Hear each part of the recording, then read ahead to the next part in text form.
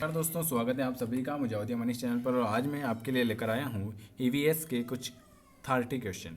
तो आज हम करेंगे 30 क्वेश्चन। अगर आपको वीडियो पसंद आता है तो आपको लाइक करना है, शेयर करना है, सब्सक्राइब करना है। और अगर हमसे जुड़ना चाहते हैं तो बिल्कुल दिए हुए नंबर पर मैसेज करके आप जुड़ सकते हैं। पहला क्वेश्चन आपके सामने लिखा हुआ है और कमेंट बॉक्स में कमेंट करके ज़रूर बताएं कि आपके 30 में से कितने नंबर आए। पहला क्वेश्चन है कि शिक्षक की सबसे बहुमूल्य निधि जो है उसका वेतन होता है क्या, उसकी सेवा होती है, उसका गर्व होता है, या छात्रों का विश्वास। तो ये तो सभी को पता है कि शिक्षक की सबसे बहुमूल्य निधि जो होती है छात्रों का विश्वास होता है। ऑप्शन हम डी वाले पर बिल्कुल बिल्कुल चले जाएंगे। अगला क्वेश्चन लिखा हुआ है, निम्नलिखित में से कौन सी ग्रीन हाउस गैस नहीं है। इन चारों में से आपको बताना है कौन सी ग्रीन हाउस गैस नहीं है। Nitrate oxide, carbon dioxide, helium या मीथेन। बताइए इनमें से कौन सी आपकी ग्रीन हाउस गैस नहीं है। तो आप सभी को पता है कि सर नाइट्रेट ऑक्साइड तो है, कार्बन डाइऑक्साइड है और मीथेन है, लेकिन हीलियम आपकी ग्रीन हाउस गैस के अंतर्गत नहीं आती। ऑप्शन नंबर हम जाएंगे सी वाले के साथ। अगला क्वेश्चन क्या पूछा हुआ है? अगला क्वेश्चन पूछा हुआ है, ध्वनि प्रदूषण का मापन किस इकाई के द्वारा किया जाता है। किसका ध्वनि प्रदूषण का जो मापन है वो किस इकाई के द्वारा किया जाता है। डेसिबल के द्वारा, जूल के द्वारा, न्यूटन के द्वारा या नैनो इकाई के द्वारा। बताइए ध्वनि प्रदूषण का मापन किसके द्वारा किया जाता है। तो ध्वनि प्रदूषण का जो मापन होता है वो आपके डेसिबल के द्वारा किया जाता है। किसके द्वारा? डेसिबल के द्वारा आपके ध्वनि प्रदूषण का मापन किया जाता है। अगला क्वेश्चन लिखा हुआ है कि निम्न में से किस स्थलाकृति का निर्माण जो होता है हिमानी द्वारा होता है। यू आकार की घाटी, लेपिज, वी आकार की घाटी या जलप्रपात। तो आप सभी को पता है कि किस स्थलाकृति का निर्माण हिमानी द्वारा होता है। तो यू आकार की घाटी। कौन सी? यू आकार की घाटी। अगला क्वेश्चन में आपको आंसर भी दिख गए होंगे। ले पहला क्वेश्चन, अगला क्वेश्चन है कि भारत के वन्य प्राणियों के संदर्भ में फ्लाइंग फॉक्स, उड़ने वाली लोमड़ी जो है वो है आपकी कौन सी? एक प्रकार का चमगादड़ है।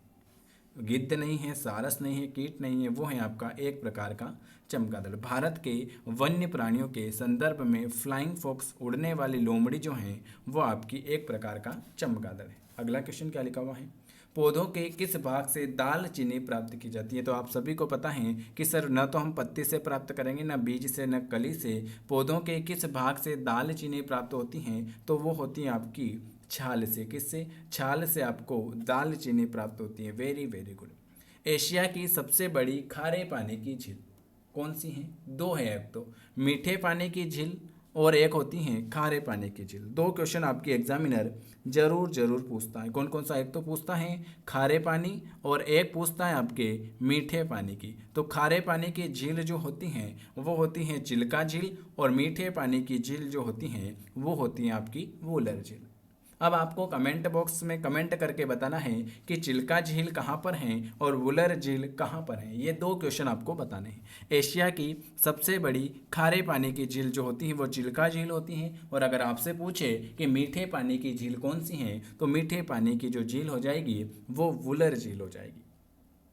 विश्व जैव विविधता दिवस कब मनाया जाता है? तो विश्व जैव विविधता दिवस जो मनाया जाता है वो आप सभी को पता है कि सर 22 मई को क्या मनाया जाता है? 22 मई को विश्व जैव विविधता दिवस मनाया जाता है, 22 मई।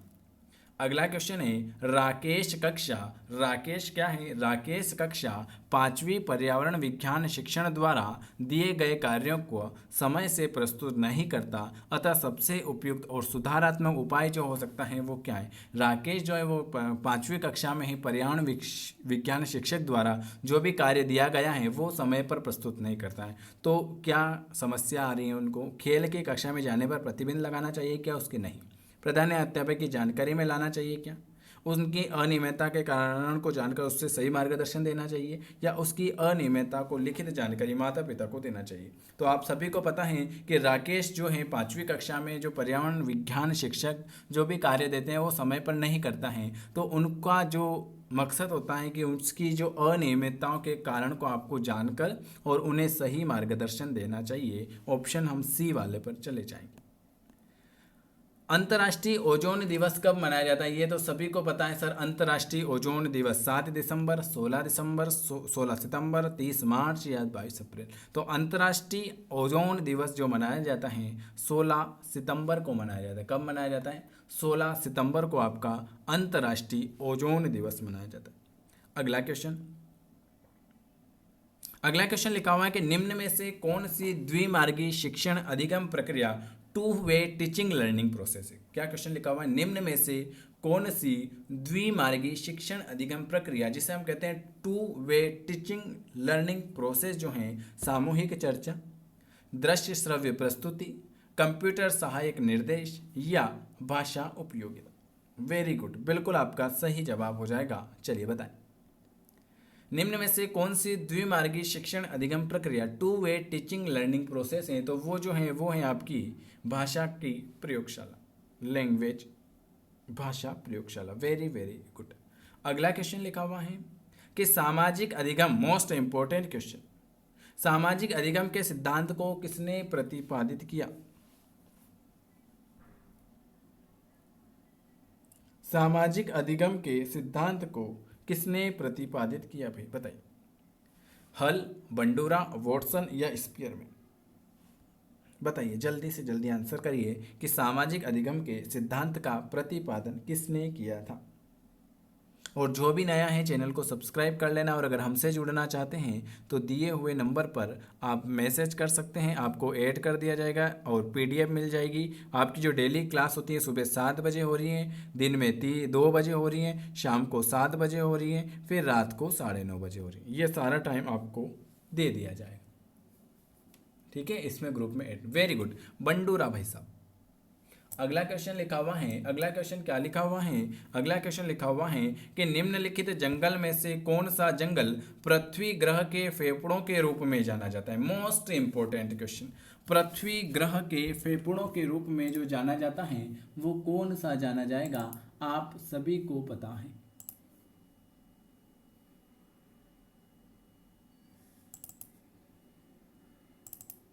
वाह, पृथ्वी ग्रह के फेफड़ों के रूप में किसे जाना जाएगा? Very good. तो अमेजन वर्षावन, अमेजन वर्षावन को हम पृथ्वी ग्रह के फेफड़ों के रूप में जानते हैं। किसको? अमेजन वर्षा ग्रह को। Very very good. अगला क्वेश्चन आपके सामने, निम्न में से कहाँ सदाबहार वन पाए जाते हैं? सदाबहार वन कहाँ पर पाए जाते हैं ये आप सभी को बिल्कुल अच्छे से पता है। सदाबहार वन कहाँ पर पाए जाते हैं? Very good. और किसी के आया क्या? सदाबहार वन कहाँ पर पाए जाते हैं?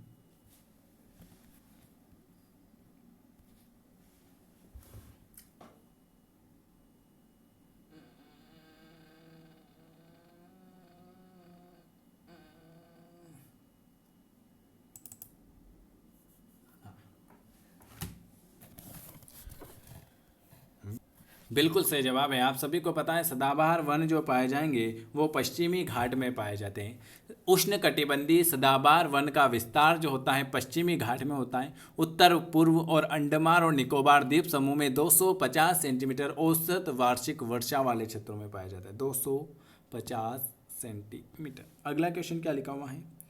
निम्न में से किस महाद्वीप में उष्णकटिबंधीय पर्णपाती वनों का विस्तार सबसे ज़्यादा है? Very most important. Africa, Asia, Australia या दक्षिणी अमेरिका? तो आप सभी को पता है कि उष्णकटिबंधीय पर्णपाती वनों को आप एक और क्या नाम से जानते हो? आप सभी को पता है, 2 क्वेश्चन बनेंगे यहाँ से।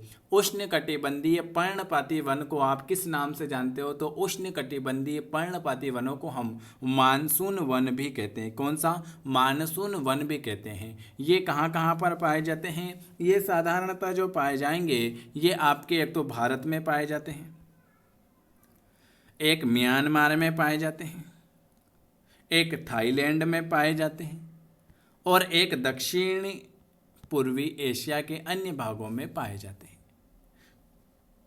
ठीक है। इन वनों में उगने वाले वृक्ष जो चौड़ी पत्ती वाले पर्णपाती वर्षा में एक बार पत्ती गिराते हैं। तो एशिया, ऑप्शन नंबर बी वाला बिल्कुल सही आंसर आ जाएगा। चलिए अगला क्वेश्चन आपका सामने लिखा हुआ है कि सर परिवार एक इकाई होता है जिसमें माता पिता और उनके 2 बच्चे होते हैं। क्या है? परिवार एक इकाई होता है जिसमें माँ पिता और उनके 2 बच्चे होते हैं। यह कथन जो है यह किसने दिया था? बताइए, यह किसने क्या दिया था? यह क्या है? सही है, गलत है या गलत हो सकता है? वाह यार, बताइए। वेरी गुड, बिल्कुल आपका सही आंसर आ चुका है। परिवार एक इकाई है जिसमें माँ पिता और बच्चे हैं। यह कथन जो है ये आप सभी को पता है कि सर ये क्या हो सकता है। चलिए, ये 4 ऑप्शन आपके सामने दिए हुए हैं, 2 ऑप्शन पढ़ लीजिए, फिर मैं आपको 2 ऑप्शन और बता देता हूँ।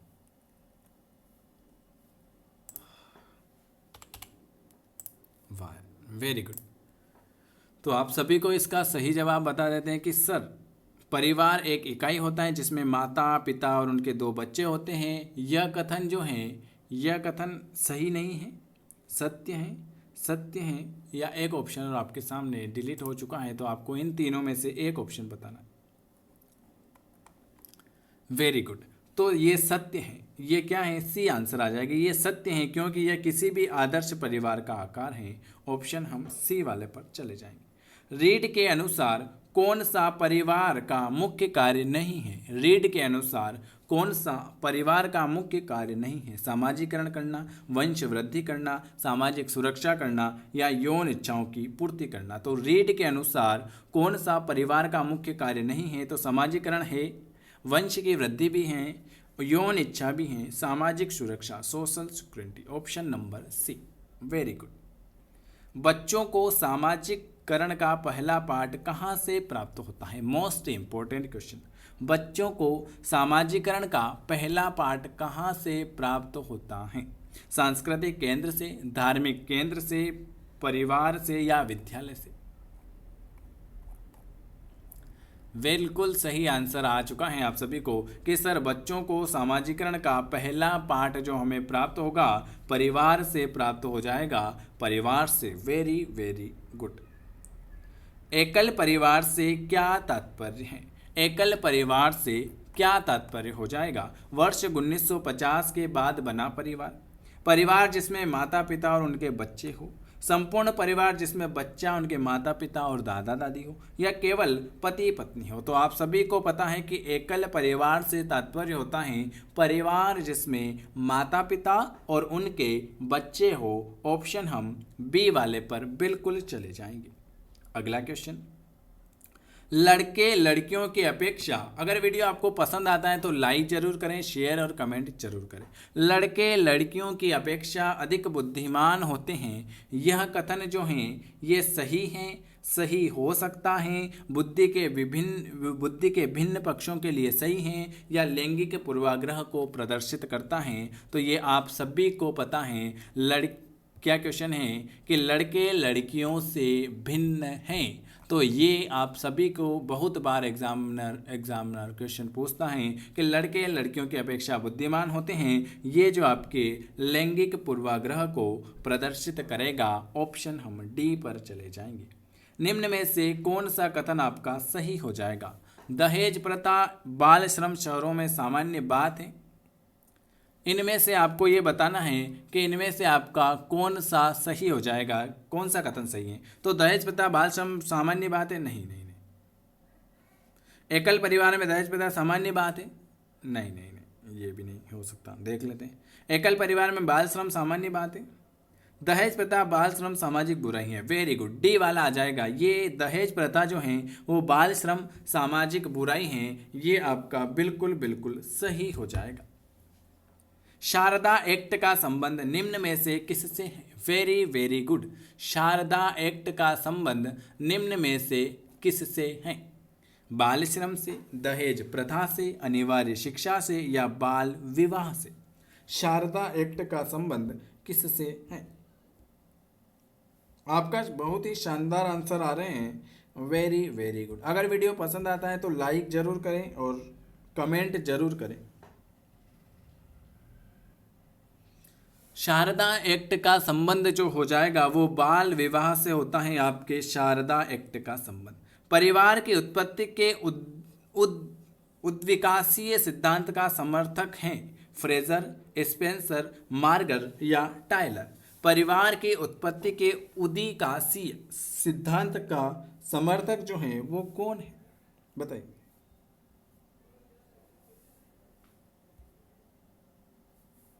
वाह, वेरी गुड।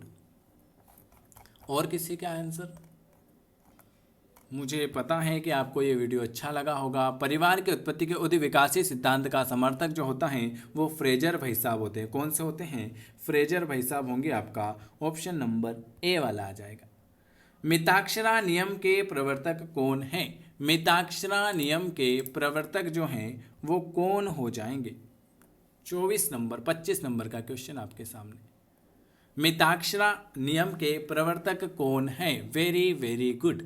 बिल्कुल आप सभी का सही जवाब आ चुका है 10वें नंबर का। सर मिताक्षरा नियम के प्रवर्तक जो हो जाएंगे याज्ञवल्क्य हो जाएंगे। क्या हो जाएंगे? याज्ञवल्क्य हो जाएंगे। ऑप्शन हम डी। और आज का आखिरी क्वेश्चन, माता पिता एवं बच्चों के संबंध तथा भाई बहन का जो संबंध है, पिता पुत्र का संबंध है, दाम्पत्य संबंध है, सहोदर संबंध है, या इनमें से कोई भी नहीं?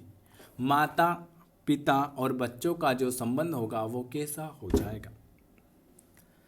बिल्कुल सही, माता पिता और बच्चों के संबंध तथा भाई बहन का जो संबंध होता है सहोदर संबंध हो जाएगा। 25 क्वेश्चन कराए हैं। अगर ये आपको वीडियो पसंद आता हो तो आपको लाइक का बटन दबाना है, शेयर का बटन दबाना है, इस चैनल को सब्सक्राइब करना है, ठीक है। और आपको कमेंट बॉक्स में बताना है कि कितने नंबर आए हैं आपके और वीडियो कैसा लगा है। और इस नंबर पर आप भले मैसेज कर दीजिएगा, आपको ग्रुप में ऐड कर दिया जाएगा 9753749986 पर।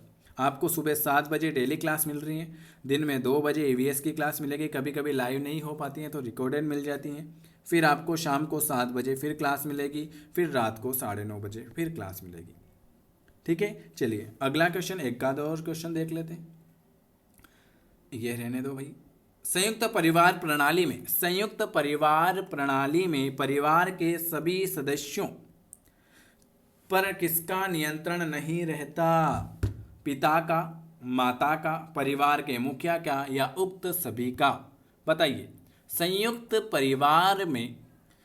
परिवार प्रणाली में परिवार के सभी सदस्यों पर किसका नियंत्रण नहीं रहता है? तो परिवार का मुखिया का नियंत्रण नहीं रहेगा, परिवार के मुखिया का।